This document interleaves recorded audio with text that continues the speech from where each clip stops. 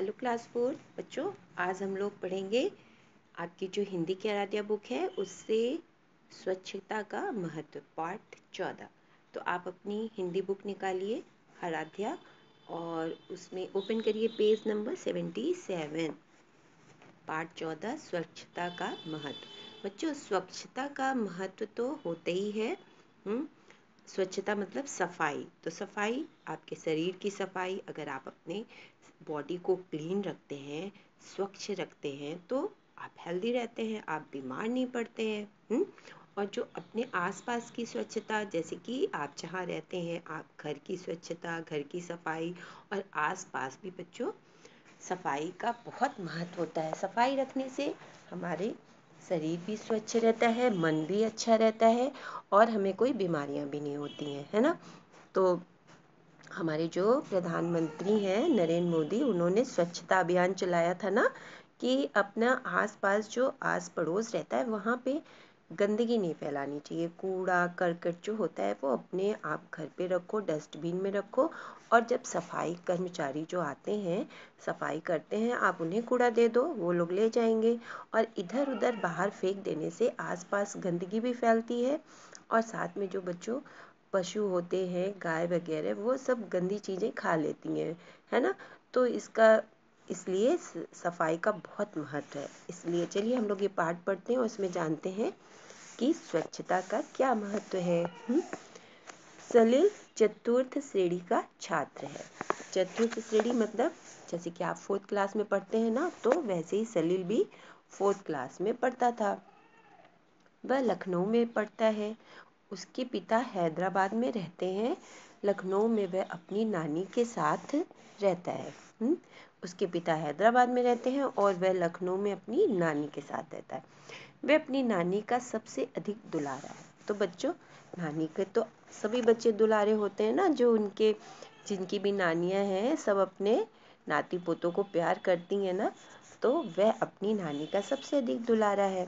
सबसे मृदु व्यवहार करने के कारण, मृदु मतलब जो मीठा व्यवहार है ना, सबसे मृदु व्यवहार करने के कारण उसके कई मित्र भी यहाँ बन गए हैं। अपने जन्मदिन पर उसने अपने मित्रों को आमंत्रित किया, इनवाइट किया है ना, बुलाया। उसके निकट के अंकल आंटी भी उससे उपहारों के साथ आशीर्वाद देने आए। जब किसी का बर्थडे होता है तो हम उसके लिए गिफ्ट ले जाते हैं ना, उपहार। तो वो जो अंकल आंटी थे, तो वो भी उपहार लेकर के उसे आशीर्वाद देने आए। सलील का मित्र संकेत हाथों में उपहार का सुंदर पैकेट लिए अभी गली में ही था कि उसके ऊपर केले का छिलका आ गिरा। इससे पैकेट पर निशान पड़ गया। संकेत को बहुत दुख हुआ।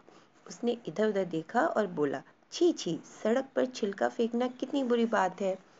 सामने बने कूड़ेदान में छिलका डालकर वह आगे बढ़ गया। रास्ते में कुछ दूरी पर उसे एक और कूड़ेदान दिखाई दिया। बहुत सा कूड़ा उस कूड़ेदान के बाहर फैला हुआ था। वहां मक्खियां भिनभिना रही थी। उसके चारों ओर गंदगी फैली हुई थी।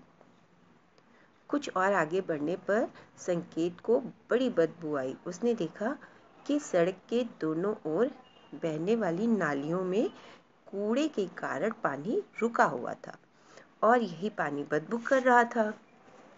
वह नाक पर रुमाल रखे सलील के घर पहुंचा। वहां सलील के और भी कई मित्र आए हुए थे। संकेत उनसे भी मिला। मेज पर खाने की चीजें रखी थीं, जिन पर बार बार मक्खियां आ रही थीं। संकेत ने सलील से कहा, सलील, तुम्हारे मोहल्ले में इतनी गंदगी क्यों है? क्या क्या बच्चों, पेज टर्न करिए। क्या नगर पालिका इसे साफ नहीं कराती? तो सलील के पड़ोसी मित्र अजय की माताजी ने कहा, बेटा, नगर पालिका की गाड़ी आया करती है, जगह जगह कूड़ेदान भी है, परंतु लोग कूड़ेदान में कूड़ा नहीं डालते। वे कूड़ा सड़क पर ही फेंक देते हैं। कोई सफाई नहीं रखता। हर आदमी एक दूसरे को दोष देता है। सभी लोग एक दूसरे को की गलतियां निकालते हैं ना, कि वह दोषी है। दूसरे दिन पाठशाला में संकेत ने अपने अध्यापक को यह बात बताई।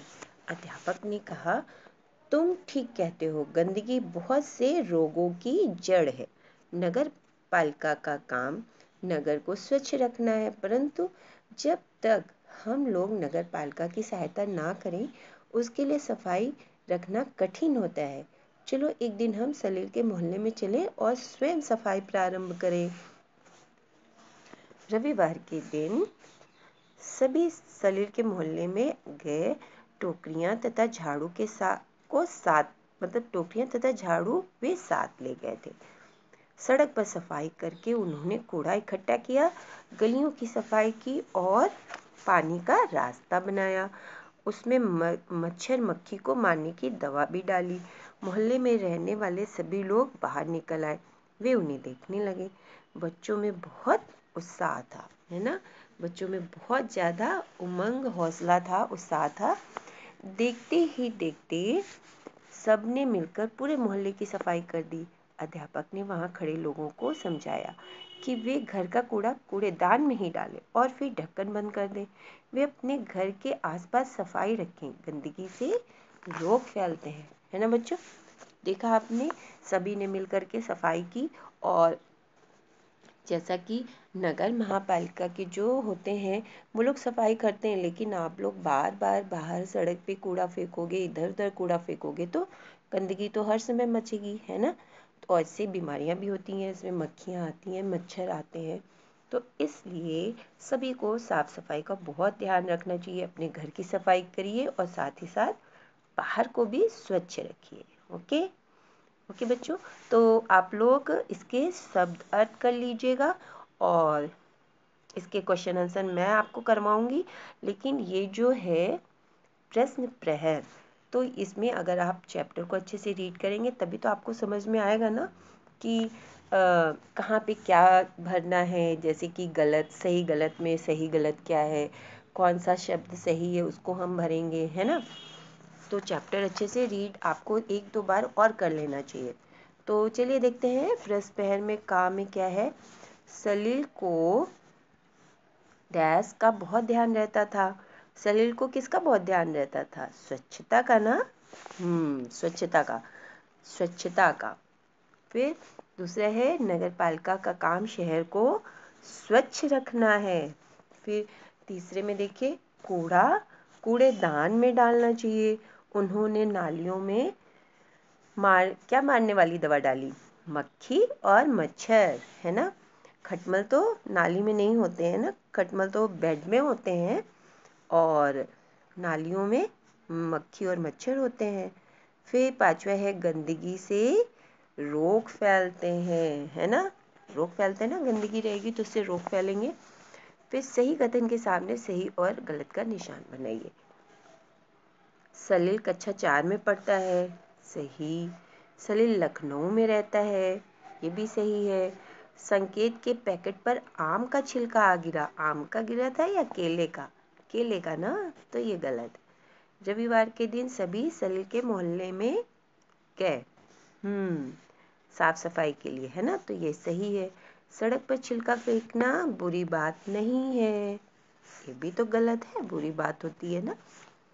तो बच्चों इसके आगे भी आप लोग सही विकल्प वाला भी कर लीजिएगा। और इसके बाद क्या है, प्रश्न उत्तर है, तो ये मैं आपको करवा दूंगी। ओके ओके बच्चों, बाय।